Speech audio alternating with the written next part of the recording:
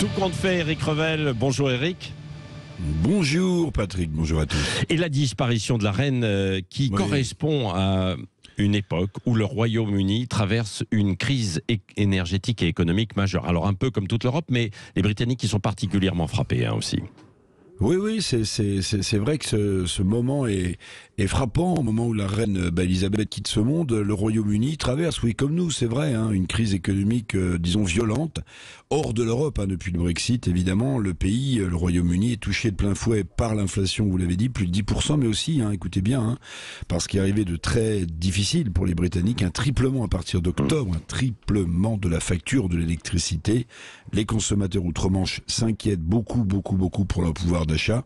Il y a 3 jours, la reine, affaiblie, avait reçu la nouvelle première ministre, la libérale, Liz Truss. La souveraine, vous l'aviez vu, vous en souvenez, fragile, tenait sur une canne, affichant un bien fluet sourire. Oui, c'est ça. Alors, symbole de cette crise, Éric, comme sur le continent, la livre sterling est au plus bas.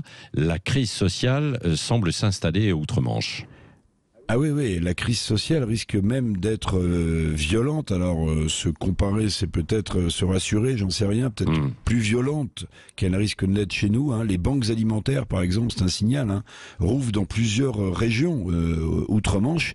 Il y a quelques jours, la BBC, dans une de ses éditions, s'interrogeait, va-t-on vers une grève générale? S'interrogeait la BBC. Alors, toutes ces incertitudes, vous avez raison, font plonger la monnaie anglaise. La livre sterling atteint son plus faible niveau face au dollar depuis 1985. Bon, on n'est pas mieux logé avec l'euro en ce moment, c'est vrai. La situation est telle quand même au Royaume-Uni que la toute nouvelle locataire du 10 Downing Street, je vous le disais, la libérale convaincue, admiratrice de Margaret Thatcher, tout libéral qu'elle est, elle s'est déjà résolue à un plan d'urgence massif d'aide aux ménages britanniques et aux entreprises. L'addition va être salée. Elle est globalement estimée par le Times de Londres, Patrick, à 173 milliards d'euros, c'est-à-dire 2 fois plus de ce qu'avaient coûté les aides pendant la crise de la Covid. Vous voyez, le pays de la reine est dans une situation complexe. Complexe. Merci beaucoup Éric Revel.